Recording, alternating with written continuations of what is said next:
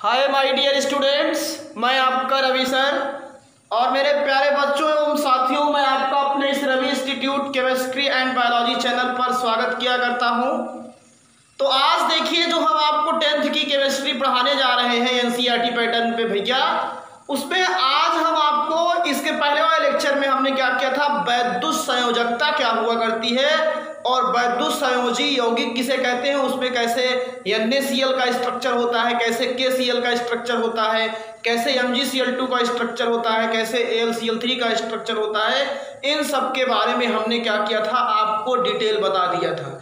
और उसमें एकदम सीधा सा एक बात निकल करके आई थी कि अगर आप देखते हो, जब एक परमाणु से दूसरे परमाणु पर इलेक्ट्रॉन का क्या हुआ करता है, स्थानांतरण हुआ करता है, तो जिस बंध का निर्माण हुआ करता है उसे हम लोग वैद्युत संयोजक बंध कहते हैं या आयनिक बंध कहते हैं, तथा इसी घटना को क्या कहा करते थे, वैद्युत संयोजकता कहा किया करते हैं। तो जैसे मैंने एक आपको दो होमवर्क भी दिया है, जैसे एक उसमें मैंने दिया था कैल्शियम ऑक्साइड। अब आपको कैल्शियम ऑक्साइड का स्ट्रक्चर बनाना है। तो कैल्शियम ऑक्साइड में पहले ये देखिए कि इसमें एक तो ये कैल्शियम है, धातु है, दूसरी ऑक्सीजन है, ये क्या है, अधातु है। तो जब धातु और अधातु रहता है, इसका मतलब इसमें वैद्युत संयोजकता होगी।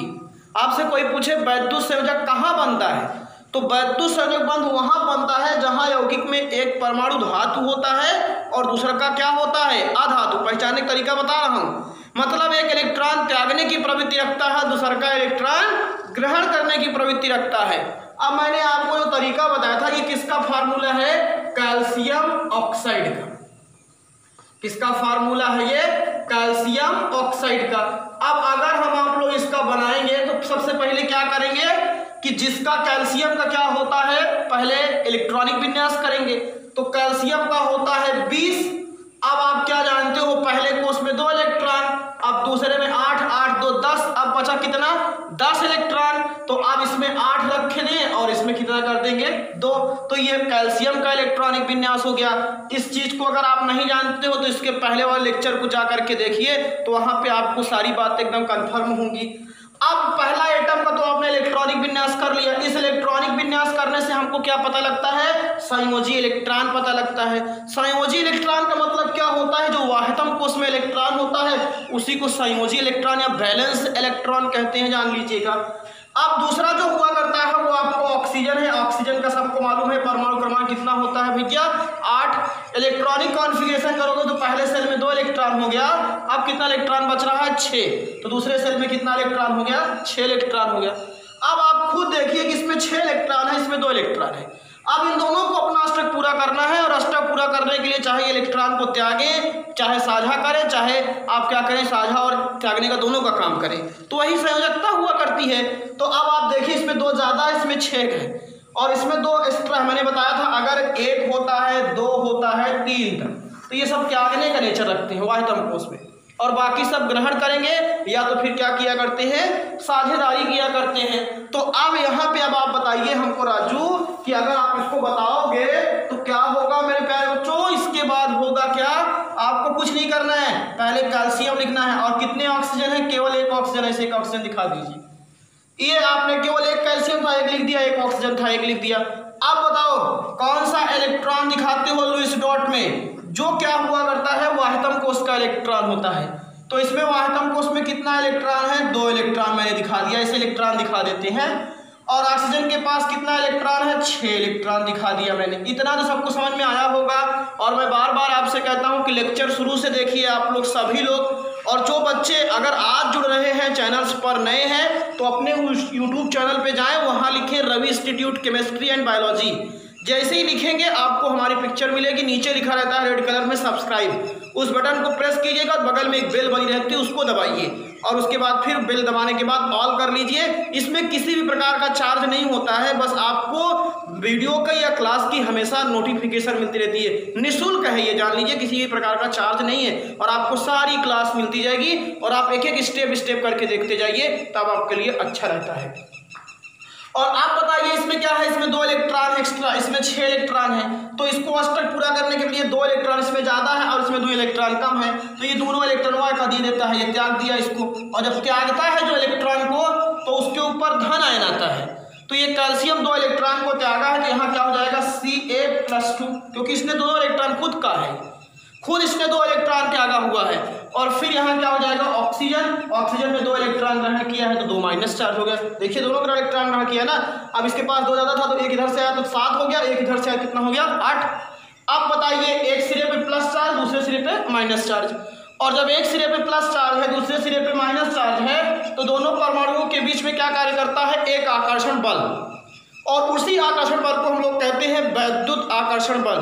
और दोनों वैद्युत आकर्षण बल द्वारा आपस में जुड़ जाते हैं और जुड़ करके एक बंध निर्माण कर लेते हैं, और उसी बंध को हम लोग कहते हैं वैद्युत संयोजक बंध। तो जिससे फिर किसका निर्माण हो गया है, कैल्शियम ऑक्साइड का। तो कैल्शियम जो ऑक्साइड है ये एक प्रकार का कैसा यौगिक है, वैद्युत संयोजी यौगिक है।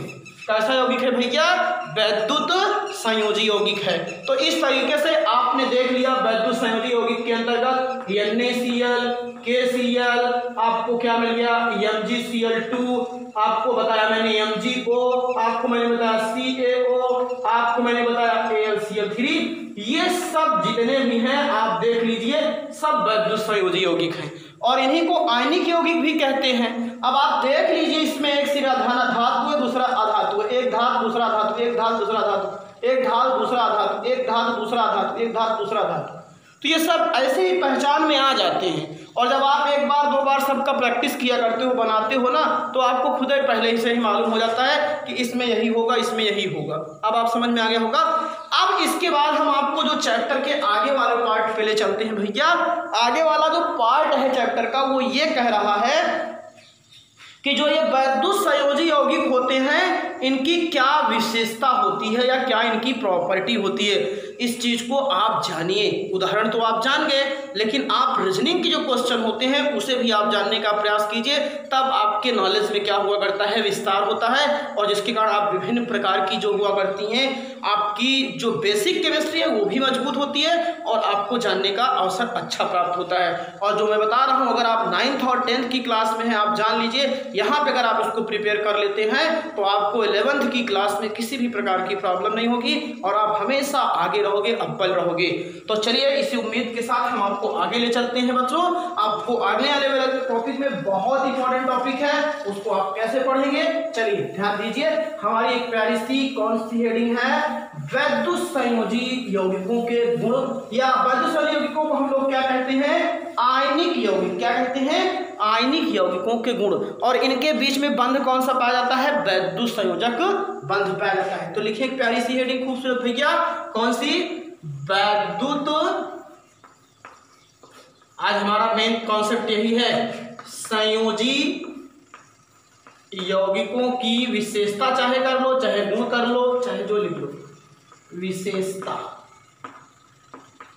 या विशेषताएं पहली हो गई। या अगर इसी नाम से इसी को क्या कहा किया करते हैं, आयनिक यौगिक भी कहते हैं। तो आयनिक यौगिकों की विशेषता, ये चीज ध्यान रखिए।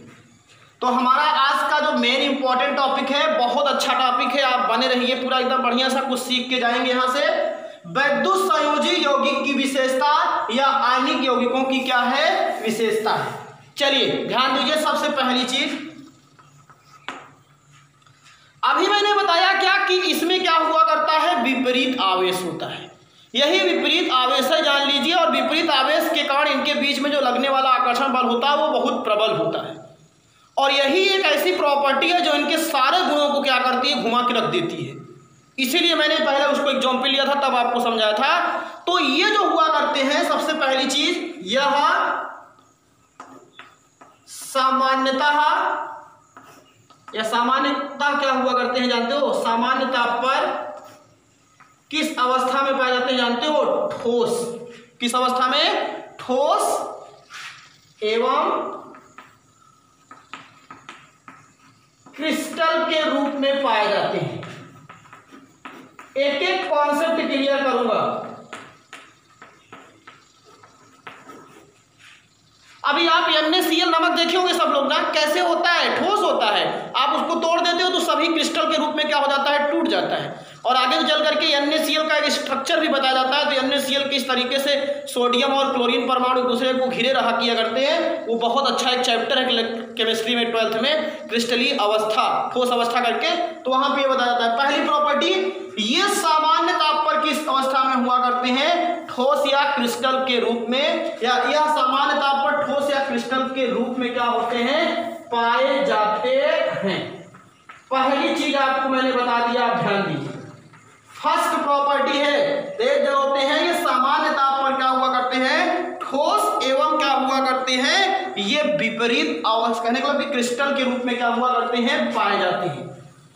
चलिए दूसरी प्रॉपर्टी क्या हुआ करता है, इसके जो दोनों परमाणु हुआ करते हैं उन पर विपरीत आवेश पाया जाता है। कौन सा आवेश, विपरीत आवेश पाया जाता है। इन पर परमाणुओं पर क्या हुआ करता है, विपरीत आवेश उपस्थित होता है, जिसे हम लोग क्या कहा किया करते हैं, धन आयन, और क्या कहा किया करते हैं, ऋण आयन कहा किया करते हैं। दूसरी चीज, इनमें एक एक प्रॉपर्टी कंफर्म करते चलेंगे एकदम एग्जाम्पल से। उपस्थित परमाणुओं पर विपरीत आवेश कौन कौन सा, धन आयन अथवा या तथा धन आयन तथा ऋण आयन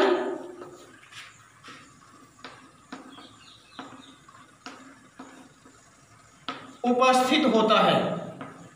ये चीज ध्यान दीजिए। अब ऐसे अभी आपने कहा कि NaCl को हम टारगेट कर रहे हैं, तो NaCl में जानते हो Na के ऊपर क्या हुआ करता है, प्लस चार्ज, और Cl के ऊपर माइनस चार्ज। तो यही तो मैंने कहा कि इनमें उपस्थित जो परमाणु हुआ करते हैं उन पर विपरीत आवेश। अब एक पर क्या है, पॉजिटिव चार्ज है, और दूसरे पे क्या हुआ करता है, निगेटिव चार्ज। कंफर्म हो रहा है ना पहली चीजें। ये नॉर्मल टेम्परेचर पे क्या हुआ करते हैं, ठोस अवस्था में पाए जाते हैं। और फिर अगली चीज क्या हुआ करती है, इनमें उपस्थित जो परमाणु हुआ करते हैं, परमाणुओं पर क्या हुआ करता है, विपरीत आवेश। अब इसे विपरीत आवेश का मतलब क्या होता है, धन आयन, और क्या हुआ करता है, ऋण आयन उपस्थित होता है। तीसरी चीज अब ध्यान दीजिए, परमाणुओं पर विपरीत आवेश होने के कारण इनमें प्रबल वैद्युत आकर्षण बल कार्य करता है। कौन सा, प्रबल वैद्युत आकर्षण बल कार्य करता है। अतः इनमें क्या हुआ करता है, जो बनने वाला बंध होता है वो सभी बंध से सबसे क्या होता है, मजबूत होता है। क्यों, एक के ऊपर प्लस चार्ज, दूसरे के ऊपर माइनस चार्ज, तो एक दूसरे को अट्रैक्ट कर रहे हैं। और ऐसा किसी में होता नहीं, और सब यौगिक जो होते हैं, अगर वैद्युत संयोजी यौगिक है तो उसी में होगा ऐसा।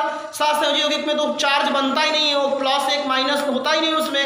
वैद्युत संयोजी यौगिक में, उपसा संयोजी यौगिक में भी ऐसे नहीं होता है। तो इसीलिए क्या होता है कि इनमें परमाणुओं, या ऐसे भी कह सकते हैं कि इनमें विपरीत आवेश होने के कारण प्रबल वैद्युत आकर्षण बल कार्य करता है। याद करो, मैंने यही कहा था कि सबसे मेन प्रॉपर्टी यही घूम के आएगी कि इनमें प्रबल वैद्युत आकर्षण बल कार्य करता है, जिसके कारण क्या हुआ करता है कि यह क्या हुआ करते हैं, इनमें जो बनने वाला बंध होता है वो सबसे क्या हुआ करता है, मजबूत होता है। क्या हुआ करता है, सबसे अधिक मजबूत होता है। तो अब यहां ध्यान दीजिए,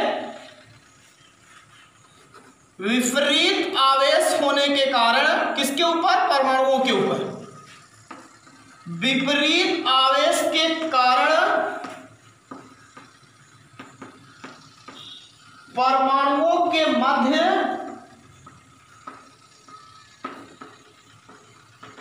प्रबल वैद्युत आकर्षण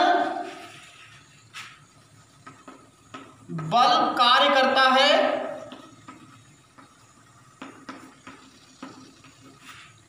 विपरीत आवेश के कारण परमाणुओं के क्या, मध्य प्रबल वैद्युत आकर्षण बल क्या है, कार्य करता है, जिसके कारण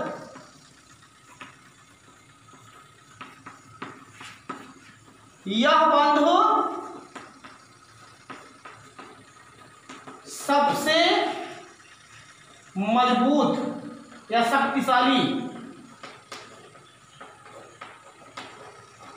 होता है। पहली चीज हो गया।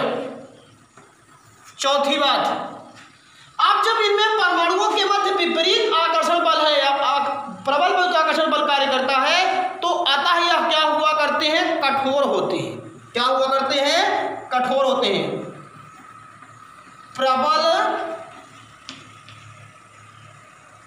नमक कैसा होता है, मुलायम होता है कि कठोर होता है? प्रबल विद्युत आकर्षण बल के कारण, ध्यान दीजिएगा, प्रबल विद्युत आकर्षण बल के कारण यह अत्यंत क्या होते हैं भैया, कठोर होते हैं। एक एक बात मैं पहले पूरा क्लियर कर रहा हूं, जान लीजिएगा। यह सामान्य ताप पर ठोस या क्रिस्टल के रूप में पाए जाते हैं। इनमें उपस्थित परमाणुओं के मध्य विपरीत आवेश धन आयन एवं ऋण आयन उपस्थित होता है। फिर अगली चीज क्या बताया, विपरीत आवेश के कारण परमाणुओं के मध्य प्रबल विद्युत आकर्षण बल कार्य करता है, और जिसके कारण यह बंध सबसे अधिक क्या होता है, मजबूत होता है। और फिर अगली चीज, प्रबल विद्युत आकर्षण बल के कारण यह क्या होते हैं, अत्यंत कठोर होते हैं। और एक चीज आपको और बता दे रहा हूं, अगर ये आकर्षण बल बहुत मजबूत है तो अगर हम इनको गर्म करेंगे तो ये जल्दी से बॉन्ड टूटता नहीं है। तो इसीलिए जब बॉन्ड टूटता है तो हमको बहुत ज़्यादा एनर्जी लगानी पड़ती है। अगर बहुत ज़्यादा एनर्जी लगानी पड़ेगी तो इनका गलनांक और ये सब क्या हुआ करता है, क्वथनांक, ये सब क्या होता है, बहुत अधिक होता है। जान लीजिएगा, ये भी एक प्रॉपर्टी होती है। सारी चीज़ें घूम फिरा के आपके इसी प्रबल विद्युत आकर्षण बल पर ही क्या कर रही हैं, कार्य कर रही हैं। ये चीज़ ध्यान दीजिएगा।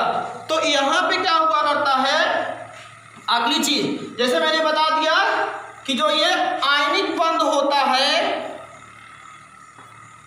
आयनिक बंध को तोड़ने के लिए अधिक ऊर्जा की, क्योंकि प्रबल है ना वो, अधिक ऊर्जा की आवश्यकता होती है। ये चीज मैंने बता दिया, आवश्यकता होती है, जिसके कारण कौन से यौगिकों का, वैद्युत संयोजी यौगिकों की, वैद्युत संयोजी यौगिकों का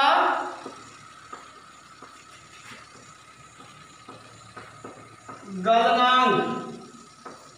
गलनांक का मतलब क्या होता है, जब कोई ऐसा टेम्परेचर जिसमें कोई ठोस पदार्थ क्या करने लगता है, गलने लगता है या पिघलने लगता है, जान लीजिएगा, तो वही उसका क्या कहलाता है, गलनांक। जैसे बर्फ जो होती है वो 0 डिग्री सी पर पिघलने लगती है, तो जिसके कारण वैद्युत संयोजी यौगिकों का गलनांक। और एक और चीज बता दे रहा हूं, क्वथनांक। क्वथनांक का मतलब होता है ऐसा ताप जिस पर कोई पदार्थ उबलने लगता है। क्वथनांक अधिक होता है, क्वथनांक क्या होता है भैया, अधिक होता है। एकदम पूरा टॉपिक वाइज टॉपिक ले चल रहे हैं, कोई दिक्कत है नहीं, जान लीजिएगा, एकदम पूरा क्लियर। दीज ये नॉर्मल टेम्परेचर पर ठोस एवं क्रिस्टल के रूप में पाए जाते हैं, और इनकी एक निश्चित ज्यामिति भी होती है, ये भी जान लीजिएगा। इसमें एक, चाहे इसको अभी आपको बता दें, इसमें जो परमाणु होते हैं या धन आयन और ऋण आयन होते हैं वो एक नियमित क्रम में व्यवस्थित रहते हैं। इसके बाद यहाँ ऊपर लिखवा दे रहा हूँ, इसको आप ध्यान दीजिए, एकदम पूरी प्रॉपर्टी आपको बता रहा हूँ। छठी हो गई बात, छठी क्या है, इसमें अवयवी कण। अवयवी कण का मतलब क्या होता है भैया, अवयवी कण का मतलब होता है धन आयन एवं ऋण आयन जिससे मिलकर के बना होता है। धन आयन एवं ऋण आयन क्या होते हैं, एक निश्चित क्रम में। कैसे, एक निश्चित क्रम में क्या हुआ करते हैं, व्यवस्थित रहते हैं। इसमें अवयवी कण क्या हुआ करते हैं, एक निश्चित क्रम में क्या रहते हैं, व्यवस्थित रहते हैं, व्यवस्थित रहते हैं, एक नियमित या एक निश्चित क्रम में व्यवस्थित रहते हैं। अतः इनकी एक निश्चित ज्यामिति होती है, यह भी ध्यान दीजिएगा। और अगली बात, ये सब आप उठा करके देखिएगा सही तरीके से, तो आपको मैं बता रहा हूँ 9th के बच्चे अगर जान गए, 10th के बच्चे जान गए, तो मैं कह रहा हूँ 11th की केमिस्ट्री में तुमको कोई पकड़ नहीं पाएगा। यहाँ पे आप विचार कर लीजिएगा और जा करके पूछ लीजिएगा कभी किसी बच्चे से, इतना मैं इतना बता रहा हूँ तो आपको पता लग जाएगा कि आप कहाँ हो वो कहाँ है। यहाँ पे बताने वाली बात नहीं, आप खुद विश्वास करिए इस चीज़ को। और अगली चीज़ क्या हुआ करता है, जैसे नमक होता है, इसको पानी में डाल देते हो तो घुल जाता है। तो जो वैद्युत संयोजी यौगिक होते हैं ये ध्रुवीय विलायक। अब विलायक कई प्रकार के होते हैं, जैसे ध्रुवीय विलायक होता है, अध्रुवीय विलायक। अब ध्रुवीय विलायक का मतलब होता है कि ऐसा विलायक जिसमें एक सिरा पॉजिटिव हो दूसरा सिरा नेगेटिव, वो ध्रुवीय विलायक होता है। तो जो वैद्युत संयोजी यौगिक होते हैं वो ध्रुवीय विलायकों में, जैसे जल और अमोनिया, इन सब में क्या होते हैं, विलेय होते हैं। किंतु अध्रुवीय विलायकों में क्या हुआ करते हैं, अविलेय होते हैं। अध्रुवीय विलायक जैसे एल्कोहल, बेंजीन, ईथर, ये सब आपके अध्रुवीय विलायक हैं। तो जो ध्रुवीय यौगिक है वो कहते हैं नहीं, जो जैसे है इसमें भी पॉजिटिव नेगेटिव चार्ज, तो उसमें भी पॉजिटिव नेगेटिव चार्ज, दोनों अपना काम बनाए और भूल गए।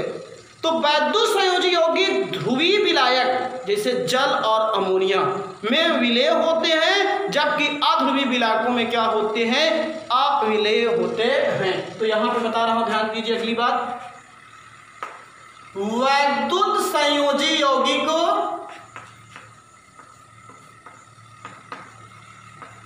यौगिक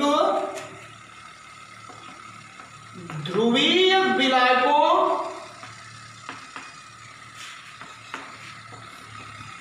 जैसे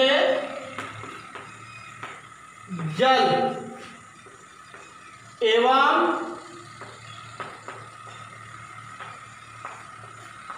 अमोनिया में, जल एवं अमोनिया में विलेय होते हैं, जबकि अध्रुवीय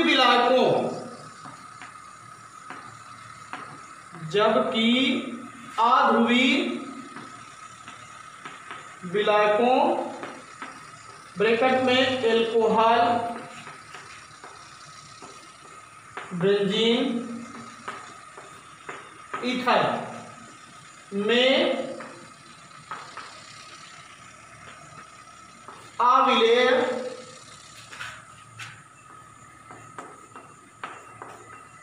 होते हैं। इतनी चीजें मैंने आपको बता दिया। अब एक तरफ से फिर से एक बार 2 मिनट का काम है, देख लीजिए, पूरा नोट्स दे दिया मैंने आपको, पूरी की पूरी नोट्स आपके सामने स्क्रीनशॉट लेकर के आप पढ़िए सर। इसलिए तो मैं कहता हूँ पहले आराम से बैठो और पूरा लेक्चर एक विधिवत एकांत स्थान पे बैठ के सुनो, ना 20 लोग भीड़ लगाए वहीं बैठ के लेक्चर सुन रहे हो।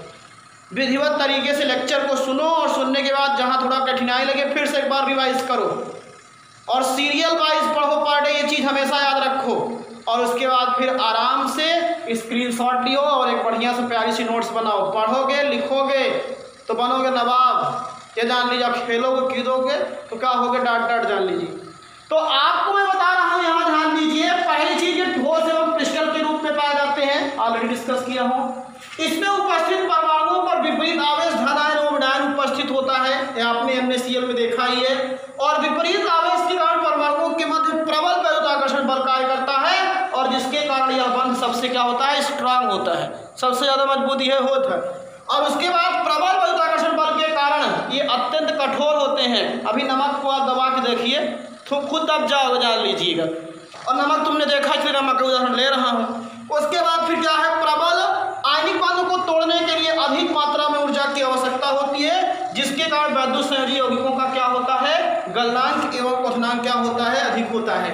और इनमें उपस्थित आवयवी कण धन आयन एवं ऋण आयन एक निश्चित क्रम में, एक नियमित क्रम में व्यवस्थित होते हैं। और अगली चीज जो ये सबसे इंपॉर्टेंट बात है, ये चीज आप ध्यान दीजिए कि वैद्युत संयोजी यौगिक ध्रुवीय यौगिक विलायकों जैसे जल अमोनिया में विलेय होते हैं, जबकि ये ध्रुवीय विलायकों जैसे एल्कोहल और बेंजीन में क्या हुआ करते हैं, अविलेय होते हैं।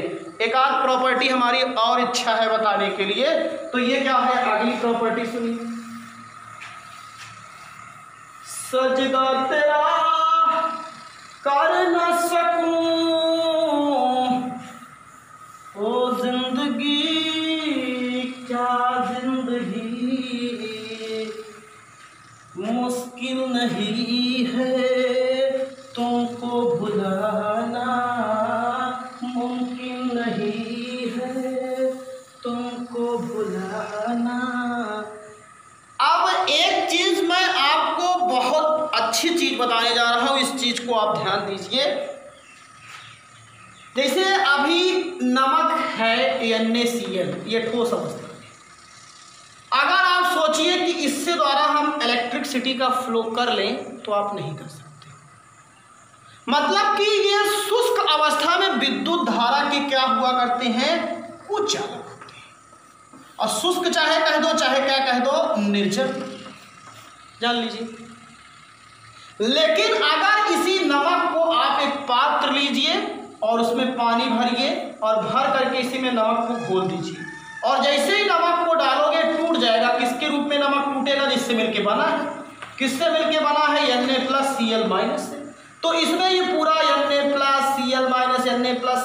पूरा इसी में घुला रहेगा।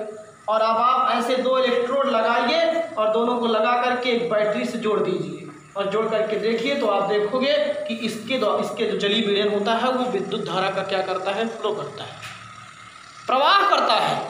और ऐसा कारण क्यों है, क्योंकि यहाँ पे आयन अनुपस्थित है, ना तो धन आयन है ना तो क्या है, ऋण आयन है। अगर आपसे कोई पूछे जैसे एग्जाम में कि शुष्क सोडियम क्लोराइड विद्युत धारा का कुछ चालक होता है, जबकि जलीय सोडियम क्लोराइड का विलयन जो होता है विद्युत धारा का चालक होता है, तो जवाब ये दियो कि शुष्क सोडियम क्लोराइड में कोई आयन नहीं होते हैं, लेकिन जबकि उसको जलीय विलयन में जैसे घोला जाता है तो वो टूट जाता है Na+ और Cl- में।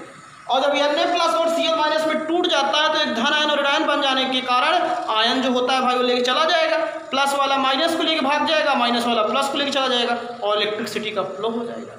तो ये सबसे इंपॉर्टेंट फैक्ट है, जान लीजिएगा कि ये जो हुआ करते हैं शुष्क, इनका जो शुष्क पदार्थ होता है वो विद्युत धारा का क्या हुआ करता है, कुचालक होता है, अचालक होता है, इंसुलेटर होता है। किंतु जलीय विलयन में आयन होने के कारण क्या होता है, वो विद्युत धारा का क्या हुआ करता है, चालन कर सकता है। ये ध्यान दीजिएगा। तो आपको बता रहे हैं, ध्यान दीजिए। सजदा तेरा कर न सकूं यह शुष्क या निर्जल अवस्था में विद्युत धारा के क्या होते हैं, कुचालक होते हैं। जबकि इनका जलीय विलयन या पिघली हुई अवस्था पे जलीय विलयन विद्युत धारा का सुचालक होता है। बस शुष्क या निर्जल अवस्था में ये विद्युत धारा के क्या होते हैं, कुचालक। क्यों, क्योंकि आयन उस समय नहीं रहता है, अब्सेंस ऑफ आयन। और जैसे इनको जलीय विलयन में घोला जाता है डिसोसिएट हो जाती है। अब इसे NaCl है, ये शुष्क अवस्था में, अब ये शुष्क अवस्था में है तो ये क्या है, कुचालक है। क्या है, कुचालक है। क्यों, इसमें ना तो धन आयन है ना ऋण आयन। जैसे इसको पानी में घोला जाएगा ये तुरंत जलीय विलयन में Na+ और Cl- में टूट जाएगा। तो ये आपका क्या है बताइए, सोडियम क्या बन गया, ये धन आयन, और ये क्या बन गया, क्लोराइड ऋण आयन। जिससे मिलकर बना होता है उसी से टूट जाते हैं ये सब, जान लीजिए। तो ये क्लोराइड क्या हो गया, ऋण आयन हो गया। तो अब ये क्या हो गया, ये कहाँ पे किस स्टेज पे है, ये जलीय विलयन में। तो अब जलीय विलयन में यहाँ पे देखिए आयन क्या है, अनुपस्थित है। एकदम रिजल्ट दे दिया आपको, आयन क्या है यहाँ पे, अनुपस्थित। जैसे लिख रहा हूँ वैसे आप लोग भी लिख लिए करिएगा। आयन अनुपस्थित, शुष्क अवस्था में कुचालक, क्यों, आयन अनुपस्थित है। और जलीय विलयन में क्या हुआ, सोडियम धन आयन है, सोडियम ऋण आयन है, तो यहाँ पे क्या है, आयन उपस्थित है। आयन क्या है राजू, उपस्थित है। और जब आयन उपस्थित है तो इसीलिए ये क्या है, सुचालक। आई होप एकदम पूरा क्लियर हो गया होगा, पूरा का पूरा एकदम कॉन्सेप्ट मैंने क्लियर कर दिया। यही पूरा टॉपिक आपको जान लीजिए 11th की केमिस्ट्री में अगर कोई टीचर पढ़ाता है वैद्युत संयोजकता तो आपको यही टॉपिक पूरा पढ़ाएगा, जान लीजिए। अगर आप 9th में 10th में पढ़ ले रहे हो तो आपसे बढ़िया कोई स्टूडेंट है नहीं, आप हमेशा आगे रहोगे। और अब तुम जाते जाते जाना हमको दीवाना कर गए, लास्ट में गाना बन गया भाई, क्या बात है। अब इसके बाद क्या किया करते हैं, यहाँ तो जगह है नहीं, आप एग्जाम पे लिख लीजिएगा। जैसे मैं एग्जाम्पल क्या लिख सकते सकते हो NaCl, KCl, आप उधर जगह नहीं है, मैं लिख रहा हूँ MgCl2, AlCl3, CaO, MgO, ये सब किसके उदाहरण हैं? वैद्युत संयोजी यौगिक के, आयनिक यौगिक के। और इन सभी यौगिकों में आपका कौन सा बंध है? आयनिक बंध हो या वैद्युत संयोजी बंध है। आई होप पूरा एकदम टॉपिक यहाँ से आज से क्लियर हुआ। अब हमारी दूसरी संयोजकता शुरू होगी, वो है सहसंयोजकता। सहसंयोजक बंध कितने प्रकार के होते हैं? सिंगल बॉन्ड क्या होता है, डबल बॉन्ड क्या होता है, ट्रिपल बॉन्ड क्या होता है, ये सारे बॉन्ड्स भी हम आपको अब बताएंगे भाई क्या। और सारे बॉन्ड्स आप जानेंगे विधिवत तरीके से, और उसके बाद फिर आगे आप लोग पढ़ेंगे। तो आप लोग एक बढ़िया सा प्यारा सा कमेंट कीजिएगा और आप लोग अपने इसको ग्रुप में शेयर कीजिएगा। थैंक यू, धन्यवाद।